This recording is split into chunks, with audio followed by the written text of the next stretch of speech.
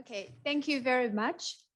So now, before we invite Professor McTurner to give his speech, I would like to just make a very brief introduction about him. Professor McTurner is Institute Professor and Professor of Cognitive Science from Case Western Reserve University, and he is also co-director of the International Distributed Little Red Hen Lab. He has already been our co-organizer of the annual ICAC conference, International Conference on Multimodal Communication. So now today, he will bring us the talk about conceptual compression in multimodal communication about energy. Now, I would like to give the floor to Professor McTurner. Let's welcome.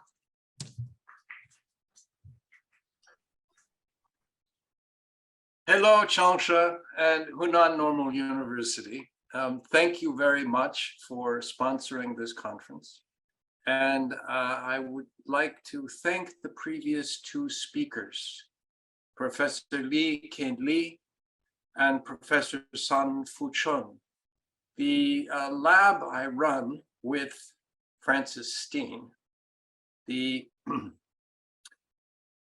International Distributed Little Red Hen Lab, works on the importance of multimodal imaging in medical situations for diagnosis and decision and action, and developments in that field. And we work on the artificial intelligence of developing those kinds of tools. I found that talk very interesting to the extent that I could follow it. And we also, of course, work on the role of multimodality in learning. And that includes machine learning. And we have run projects on that topic during the Red Hen Lab Google Summer of Code for the last 8 years. So I'm delighted to see this overlap in our interests. I will not talk about those fields directly, however. Instead, I will talk about, I will take the cognitive approach and talk about some patterns of mind that we use in order to think about energy and in order to communicate in multi-modalities about energy, because this is, as the conference introduction from Professor Zhang presented it, a topic that concerns the entire world focally right now. And I want to suggest that we look at the long history of this. That is, if we look back about 50,000 years ago to the Upper Paleolithic age, where we come from, where most of our mental operations come from, we find that energy, as we understand it, is at very local human scale. That is, we have bodies and we understand the energy of our bodies and the work that we do and the metabolism and how we get tired and we feel energy in our muscles. But that's all right here. We might feel the energy of someone else when they're pushing and pulling with us, or if we're fighting, or if we're trying to carry something together. We feel the fire. The energy is right there next to us. And we talk around the fire. We might feel the wind, the waves, and the currents, and the sun, and even the lightning. But things that come from far away, like the sun and the lightning and the wind, are still felt very locally. We understand them very locally. They're right here. They impinge upon our bodies. They warm us. And we interact with animals and plants that, of course, depend upon energy. Plants need sun, and the animals need to eat the plants. But all of this, notice, 50,000 years ago, is at a very local scale. And communication too, 50,000 years ago, is at very local human scale. That is, the only people who communicate are right next to each other. They are in the same tribe, and it's a small tribe. And they share a language, or at least mutually intelligible dialects or languages. This is the past. This is the mind of energy and communication in the distant past. Now, about 10,000 years ago, maybe more, we started really to involve dogs, descended from wolves, into this world of energy and communication. We were very lucky that dogs are a hierarchical species, and so they would obey us because we are the alpha dog. And we could collaborate with them because dogs and human beings pretty much eat different parts of the prey, so they're not in competition with each other. And a dog and a human being is a great team. But notice that this is all this communication and this energy, the human beings and the dogs, is at very small local scale, right? But now, by which I mean just the last few thousand years, energy is not local anymore. It has become very, very large in our time, at very vast scales of energy. Who knows where the electricity in my house comes from? What is its source? Some kind of hydroelectric plant that I don't know about? Some kind of coal or liquefied natural gas? And where did it come from? How did it get here? We think about this energy all over the world. There are a vast number of agents. Think of all the people involved in all the markets that are putting together pipelines to bring energy, to build dams. Belt and Road, One Belt, One Road. Many of its projects are about energy around the world. China is involved in these vast causal connections and these vast number of agents. This is a level of connections and of size and of scale that is not what we were used to in the upper Paleolithic age. It's not what the human brain is built for. Human brain is built to understand things at local scale. Everyone can understand those things. It takes quite an education to understand things at these great distances. Across great distances of time and space, energy moves. How do we get coherent concepts of energy now? We used to be able to have a coherent concept of energy, of the force of our body, or of the fire, or working with someone else. But how do we get coherent concepts of energy when it stretches across time, space, causation, and agency? How can the mind do that? And also communication, which used to be local, is now at vast scale. Orality turned into literacy, and suddenly there were mobile recordings of communication, text. People would travel and report what other people had said in a distant land. We have vast causal chains now of communication. Remember that the telephone did not exist 150 years ago, just 150 years ago. I don't mean the smartphone. I mean, any telephone did not exist 150 years ago, just 150 years ago. It was a dream. People used to marvel at how people could communicate by taking two cans and putting a string between them at a distance and whisper into the can, and it would transmit along the string. This was called a lover's phone. This was only 150 years ago, but now billions of people with billions and billions and billions of phones and WeChat and Twitter and WhatsApp and everything else across great distances of time and space. So great for both energy and communication. We have gone from very local to across space, time, causation and agency. Now, this increase in the scale has been happening for some thousands of years, 3,000, 4,000 years.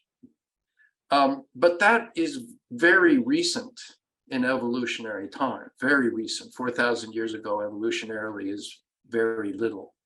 And many of the biggest changes in the velocity of change have happened only in the last 10 years, 20 years, 100 years, a few hundred years. It was not that long ago that great stores of fossil fuel were discovered and our concepts of energy changed. It was not many years ago, it was in my lifetime that nuclear power plants were developed. This is extremely recent. So how do these upper Paleolithic human brains with their mental operations form coherent concepts of energy across the world, globally?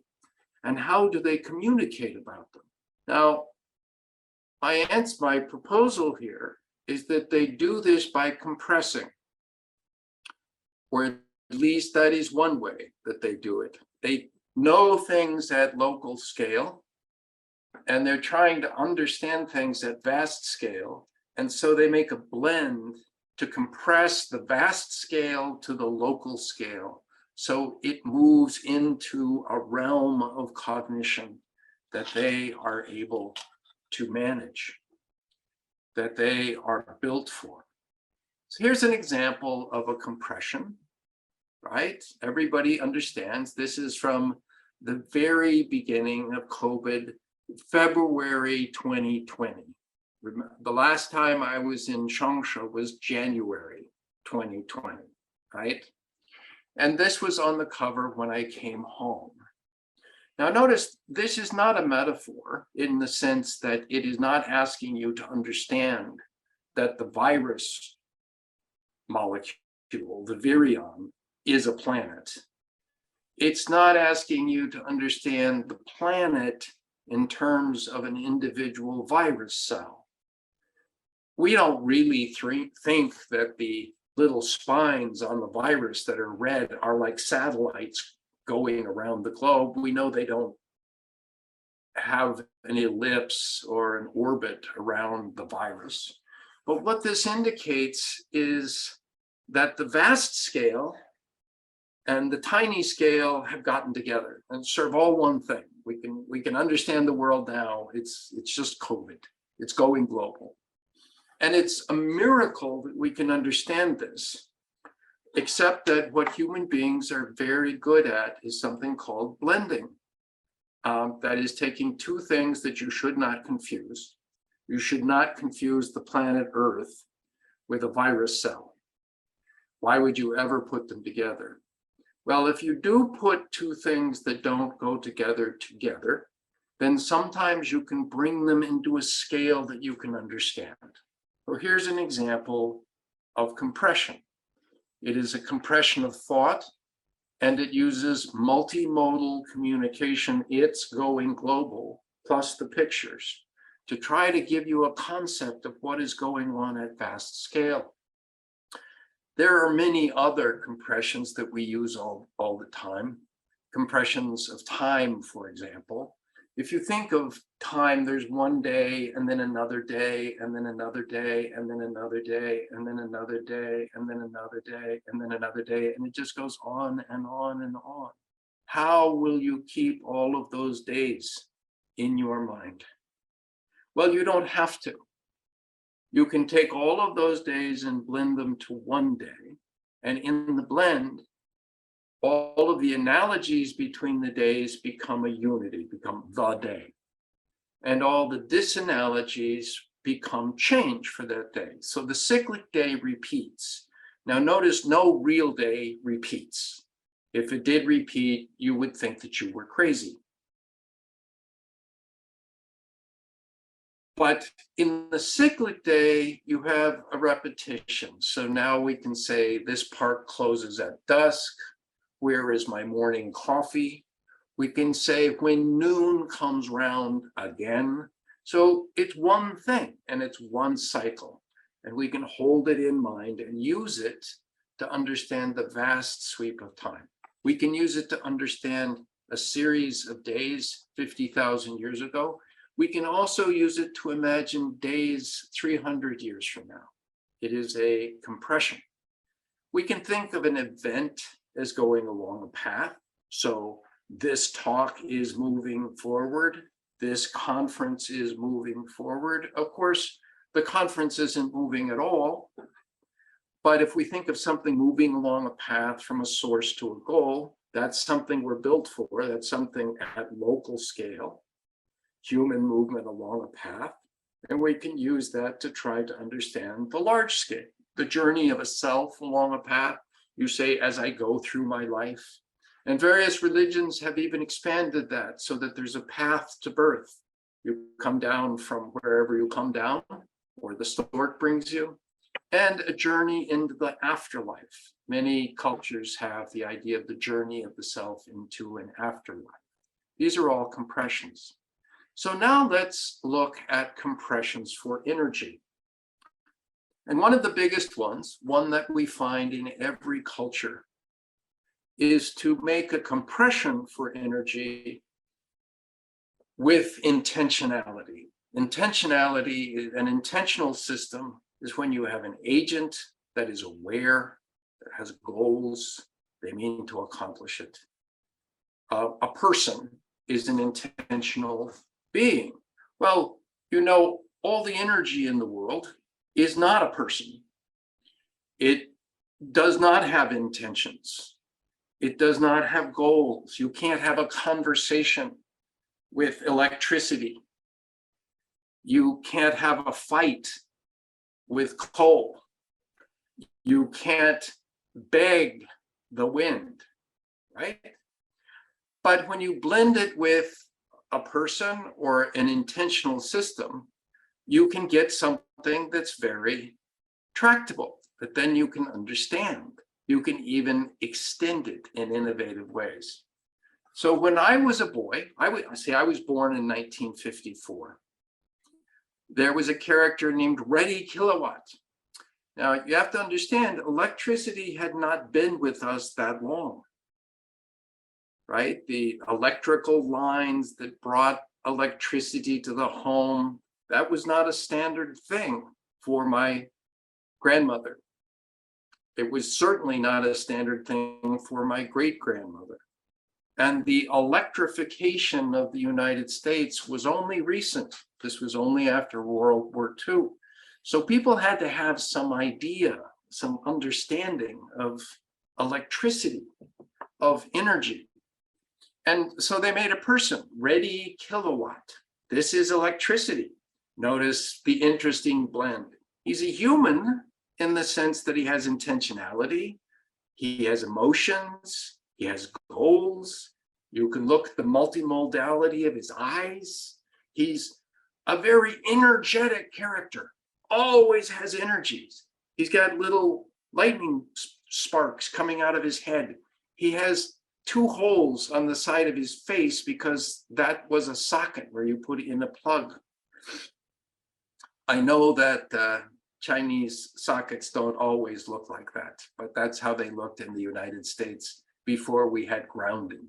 Notice this is from an era before people understood it was a good idea to ground your electric devices.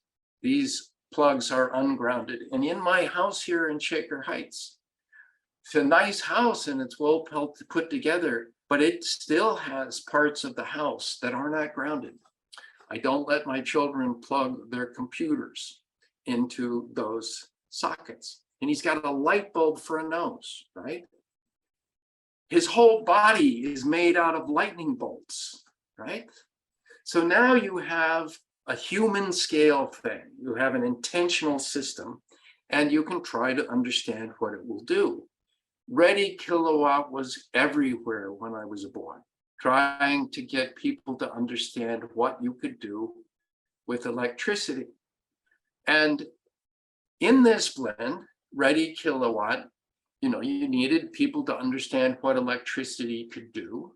So you made this interesting blend. What is Ready Kilowatt like that you already know among human beings? And the answer is, it's like a servant. Ready Kilowatt is your electric servant. Now you can understand something about electricity and how you could use it. Ready, plug me in, I'm ready. And now he has a scholar's hat. Ready Kilowatt, your electric service has helped you through good lighting, food preservation, blah, blah, blah. He will help you in business or be a housewife. He'll always be at your side. You can depend on it, right? Ready Kilowatt, nimble servant. And he has so many different hands and he can do so many different things. The universal servant, notice he's vacuuming and powering things. He's let Ready do your work. He's your servant. I do more work than 10 maids. Aha, so now we're in the world of energy and work because we understand that people can work, that they use energy in their bodies to work. They sweep, they hang up the wash, they, all this energy of the human body to work. Well, what they do is blend Ready Kilowatt multimodally with the idea of a servant or a maid to give you an idea of the possibilities of this big energy. Ready Kilowatt will cook your Thanksgiving dinner. Thanksgiving is just about to happen next week here in the United States. It is a very, very big holiday here. Something like some of the wonderful holidays I've had the pleasure to enjoy in China. And so now Ready Kilowatt is dressed like a cook with an apron, right? And Ready Kilowatt can cook your food. Ready Kilowatt can be dressed like Santa Claus. Ready Kilowatt will light your tree and make your Christmas happier. Ready Kilowatt will run your farm. Ready Kilowatt is a farm agent. Farm electrically and enjoy the difference. Ready Kilowatt is a housewife and will, yeah, there it is. Ready Kilowatt is a housewife, making it possible for housewives to have more fun, to talk to each other, to have some free time, to have some emancipation, because Ready Kilowatt is the maid doing the work at home. This cuts into the labor market because energy and work are connected to the idea of labor and wages, money. So now we understand Ready Kilowatt in terms of economics, a worker, except it's a new kind of worker. All work, no play, long hours, low pay. That rhymes in English. All work, no play, long hours, low pay, serving you night and day. So now notice you not only have an intentional agent, a human being. Electricity is a human being, but it's also a worker, blending with a worker, but it's a new kind of worker. There's emergent structure in the blend. This worker never has to go to sleep. This worker doesn't cost much of anything. This worker has no interest except in working for you night and day. Ready Kilowatt, servant of the century. Vacations, I never take one. On the job, 24 hours every day. Ready Kilowatt, this is one that might be culturally insensitive because it the intentional being it makes for Ready Kilowatt is a guardian who stands over and watches your family. So now Ready Kilowatt is a protector. One of the ways Ready Kilowatt protects you is by keeping you cool with refrigeration. Ready Kilowatt is a teacher, teaches you how to be safe around electricity. Don't do the wrong thing with kites. Ready Kilowatt and many, many instructions. So Ready Kilowatt is a teacher. But individual human beings can do all kinds of things. So one of the ways, this is a very offensive ad, and we probably could not show this now in the United States. I hope this is not too insensitive. I used to see these images of Ready Kilowatt with a knife. Remember, kids, electricity will kill you, right?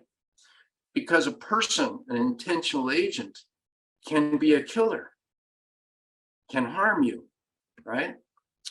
So there's Ready Kilowatt, but I want to point out that Ready Kilowatt was not just a human being.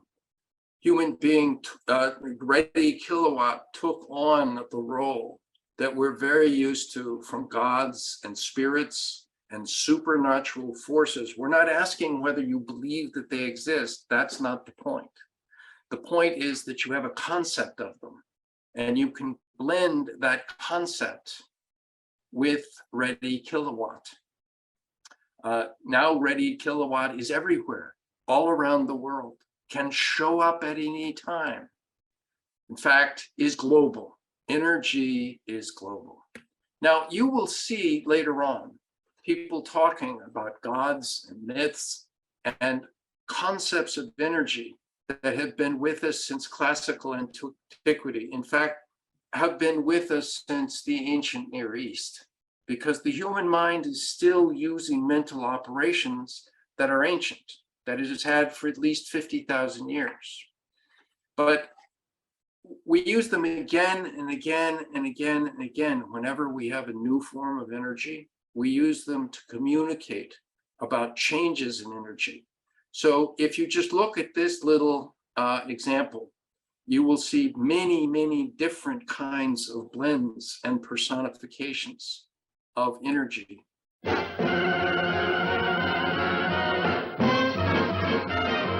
a real live wire and I never tire. Yes, sir, I'm a red hot shot. I can cook your meals, turn the factory wheels, 'cause I'm Ready Kilowatt. When you toast your toast or you roast your roast, it is I who makes them hot. I'm in your TV set with every show you get, 'cause I'm Ready Kilowatt. I'm the little man who's always there. I'm a powerful high voltage guy. I'm so full of spark I can light up the dark, and you should see me wink my electric eye. I wash and dry your clothes, play your radios, I can heat your coffee pot. I am always there with lots of power to spare, 'cause I'm Ready Kilowatt. Remember, just plug in. I'm ready. The point is, when you're cooking, when you're having entertainment, anything, electricity leaps out and does it. So this is a basis of compression for understanding energy. You have the body, you have embodiment, it's local, you use image schemas and your knowledge of force dynamics, your knowledge of how you interact with objects and animals. One of the things you use, and this isn't animacy, is linear scales, right? A human being understands a line. So let's talk, that's one kind of image schema, just a line that connects two things. Well, we understand a line, we understand the distance, it's at human scale. And we often take things that are very distributed in time and space and causation and agency, and we turn this into a compression. Now here, we're not talking about a cartoon. We're talking about science. We're talking about mathematics. My first 2 degrees were in mathematics. I teach statistics. I teach machine learning. And the concept of a line, of a linear scale, is indispensable to science and mathematics of energy and communicating about it. So one of the things we do is turn a bunch of things into a percentage. Like we just had an election. What percentage of the people voted for this person? You take these huge numbers all over the United States that voted at all kinds of different times, and you turn them into a line. And this part of the line did a certain thing. Just think of how often you use percentages. Now, you can get very unfortunate thinking by using percentages. Science, these compressions are not just triumphal. They are not just wonderful and magical for helping you think about vast scales. They can also mislead. So here is a newspaper that we just saw, thanks to Francis Steen, in Norwegian. And what it says is Russia means almost nothing in Europe's trade. This was when there was the threat of the Ukraine war, and maybe energy, the gas would be cut off, and maybe there wouldn't be so many exports from Russia to Europe. And what this article says is that only 2% of imports into Europe are from Russia, and that's so what? It's just 2%. Now, if you think about it, 2% sounds like a very low amount. But one problem with linear compression is it turns everything into the same thing. 1% is the same as another percent, is the same as another percent, is the same as another percent.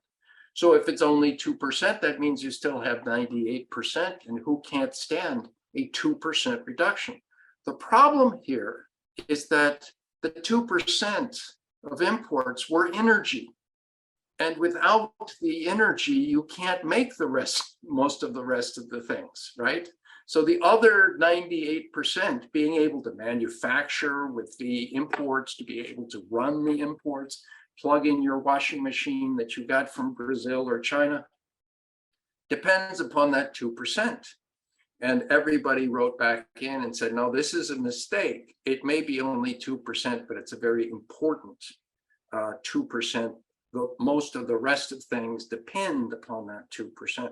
So the point I'm trying to make here is that these compressions, which help us think about things, also come with risks of misleading us and of creating misunderstandings. So lines in statistics are probably the most important thing. Linear regression is often described as the basis of statistics. It's only been around for a few hundred years. Gauss was probably the inventor of the most popular means of linear regression, which is least squared. Now, linear regression works like this. You will understand it immediately. When you have a bunch of data points and you think that there are errors, you want to know which one is true.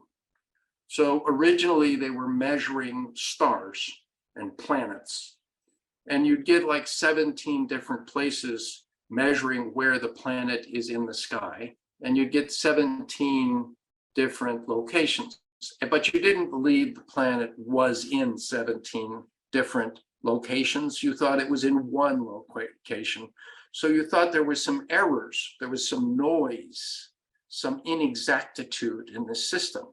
And the mathematics was a way of guessing what's most likely to be the one truth in this system of noise and error.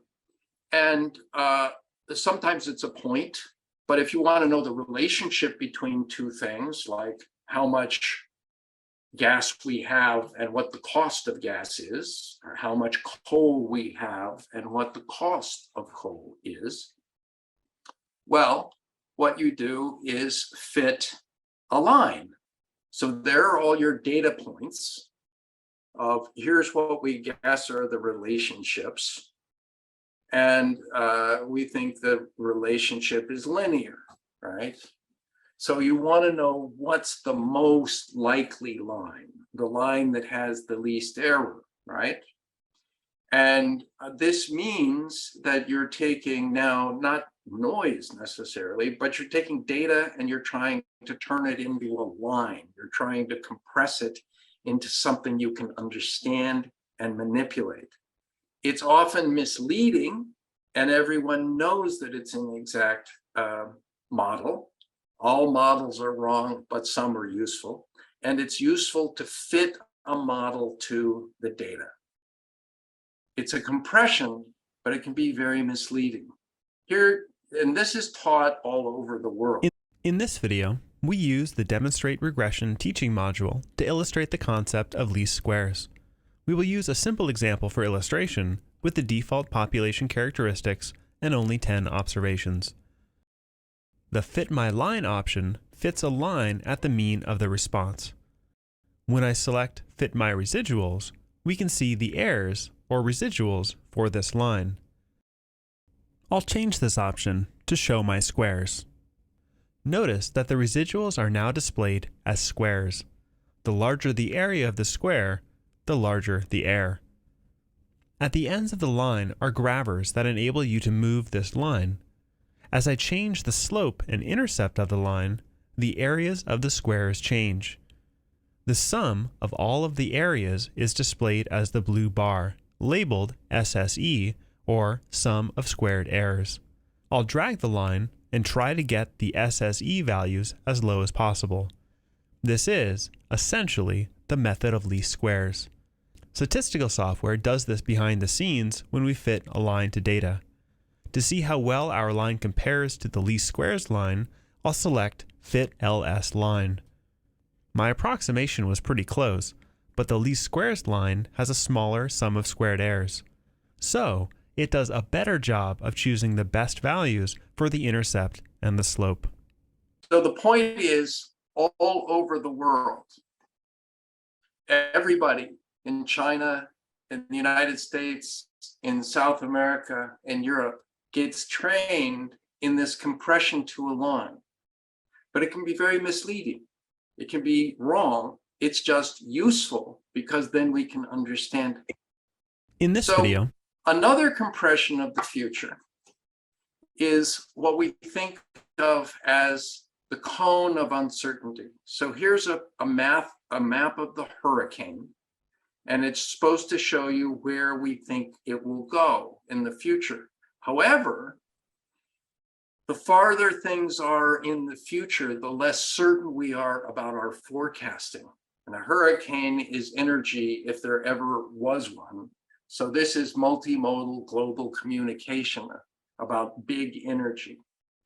And the reason that you get this cone is not because the hurricane is going to expand. It's because the further into the future, the less certain we are of our prediction. So you get these kinds It of... likely is going to be somewhere close to South Florida by the end of this week, perhaps Thursday or Friday. You see that cone of uncertainty. So we can understand a cone, and we can understand how something moves like a cone, and the radius of the cone gets bigger. This is at human scale, and we're using it to try to understand this massive energy that we can't control. But these cones of uncertainty are actually all over future forecasting. They are an image schematic compression for trying to understand what it means to be uncertain about your predictions of energy. They get used in predicting the future of manufacturing, of robots, of energy, of solar power, of wind turbines, of alternative forms of energy like making hydrogen. Notice that this is a compression to human scale. And of course, these compressions can interact with each other.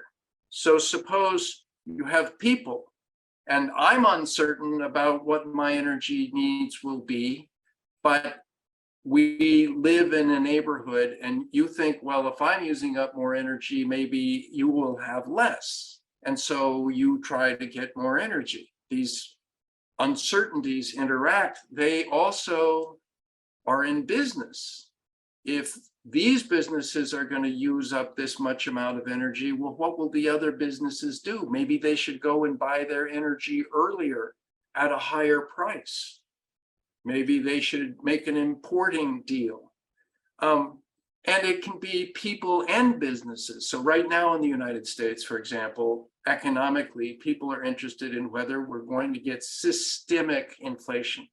Systemic inflation is where the workers think the prices are going to rise, and so they demand more wages.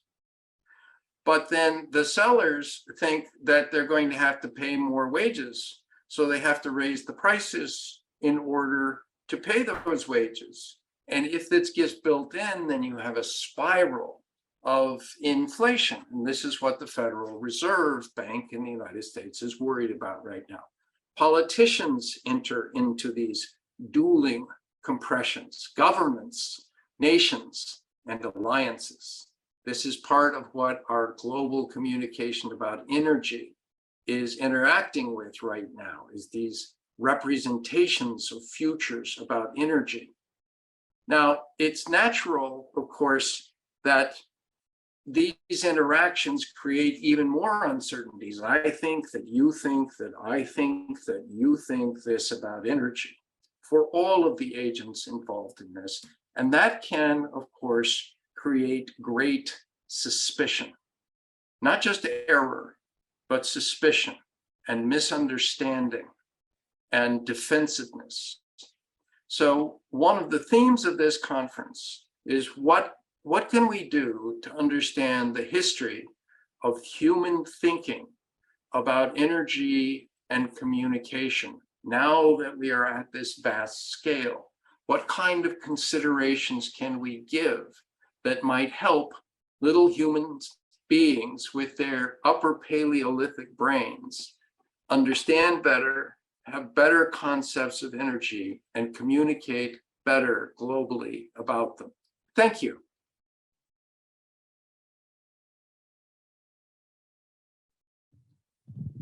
Thank you very much, Mark, for your wonderful talk about the conceptual compressions. Now, I would like to ask if anybody has questions or inquiries about your talk. Yeah. Okay. So, Professor. Yeah.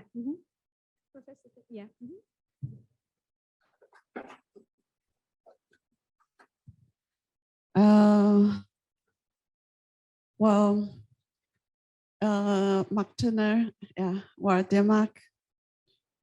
Well, I have a few questions to ask you. First, I'd like to say I do have read a lot of works about by you about human cognition and mental and cognitive processing, or that is conceptual, especially conceptual compression. I think they are really enlightening to me. They are really amazing, and I learn a lot from them. But while I am trying to learn from you and trying to doing some research, I have still some problems. Then actually you are doing some cross principles researches. I'm always wondering just how to combine the different fields together. That is how to do the cross principle or cross field research. Okay, thank you very much, Professor Deng, for your questions. So, yeah. Shall I speak now? Yeah, of course. Yeah, I give the floor to you. Yeah, what I would like to say is that cognitive science is a very young field. It is true people have been thinking about how the human mind works since the early philosophers in China, since the early philosophers in classical antiquity in Greece and the ancient Near East. But if you look at the history of theories about the human mind works, most of them were clearly very, very wrong. The idea that you have ideas because a muse comes and whispers it in your ear, or you have ideas because the gods are sending them to you in your dreams, or you have ideas because of certain kinds of, aliens came to visit you. It's only really very recently that we're able to test our ideas with something other than intuition. So one of the things I do routinely in my lab, and I have my students do, is we have hypotheses about which kinds of compressions will work and which kinds of compressions won't work. And so then we give people tests. So we have certain kinds of compressions in teaching physics, and we use those and we see how the students do on the physics tests. And we use others and see then how the other students do. And we compare and we predict. We say, well, if we use this compression, we think they're going to understand this better, but they'll understand that worse. And then we test and see if that is true. And this works also in the big scale. So I consult with medical companies and pharmaceutical companies and energy companies who need their customers to make decisions, intelligent decisions about their health and about their energy use. And we design websites to see what effect different communication will have. And then we see what people choose for their drugs or for their energy usage or so on.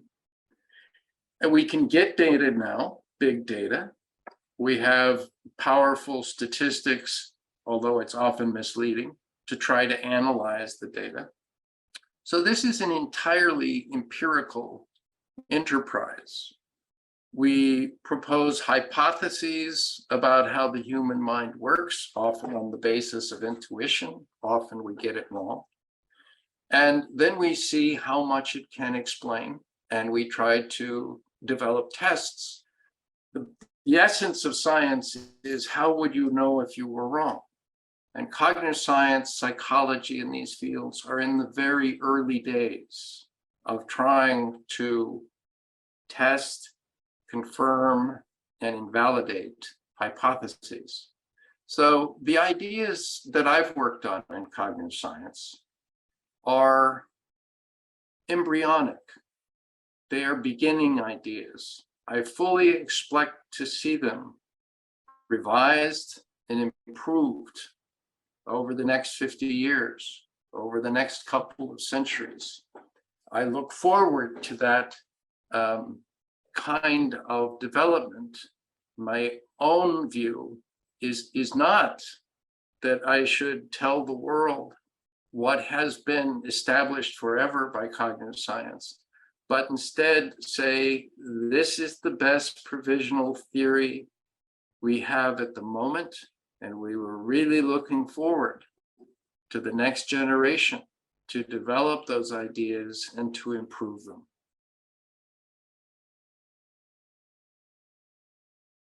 Okay, yeah, thank you very much. Thank you very much.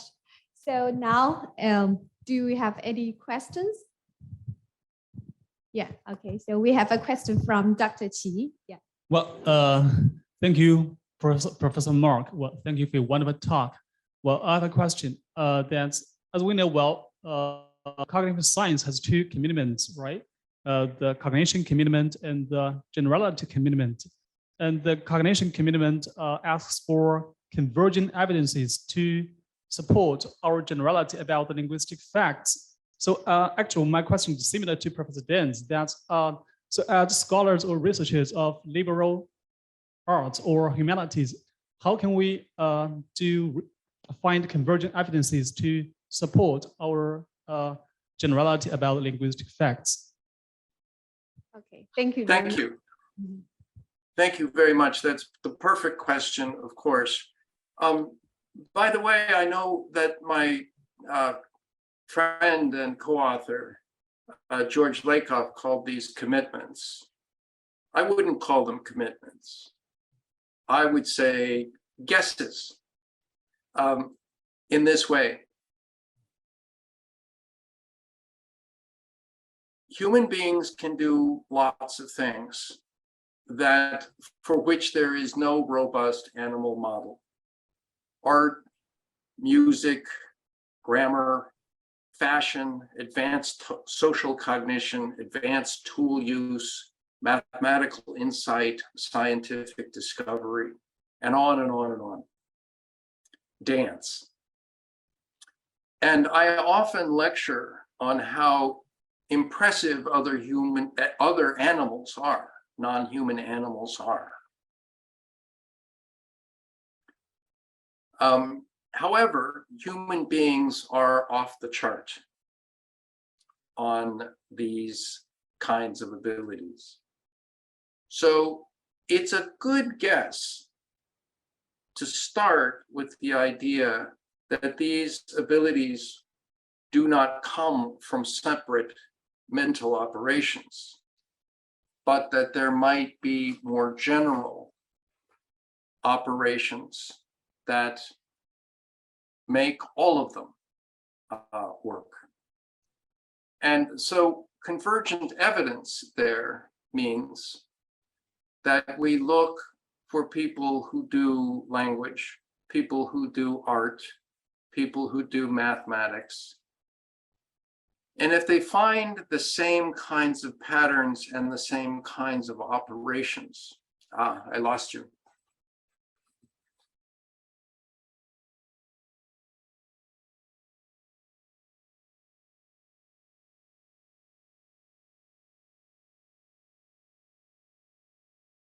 Let me know when you hear me.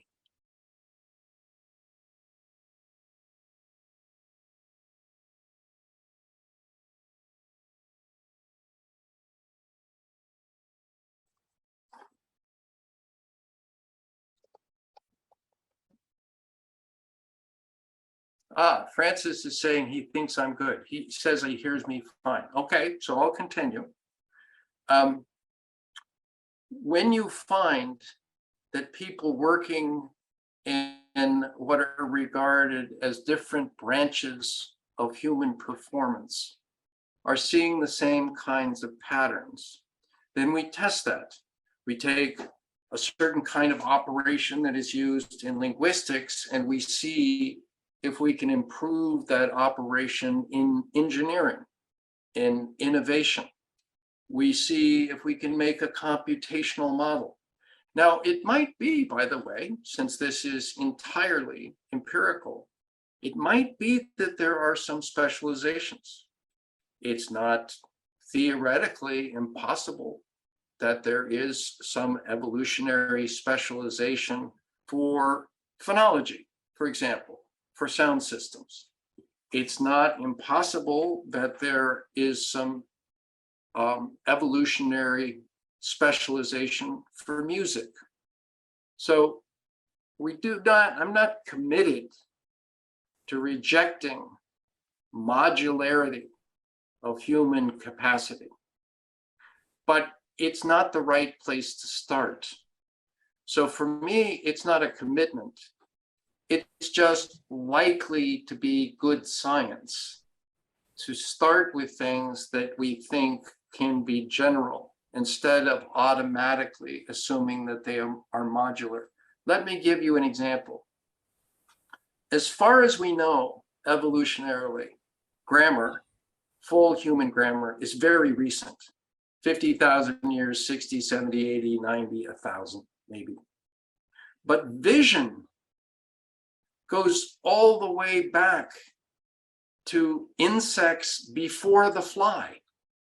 Vision has been here almost as long as there have been animals, photoreceptive cell. And vision is a fabulous system. Wouldn't it be strange if you had a mental system, a brain that does what the brain does, and in developing its brand new linguistic capacity, it did not recruit any of the computational power of the visual system or of the motor system, I think that's unlikely. And so for me, it's not a commitment.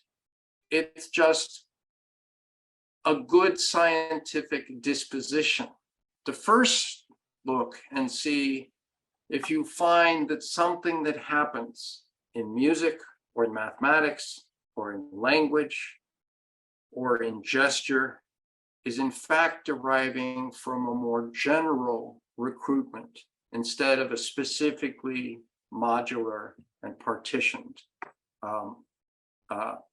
capacity. But for me, these are empirical questions, right?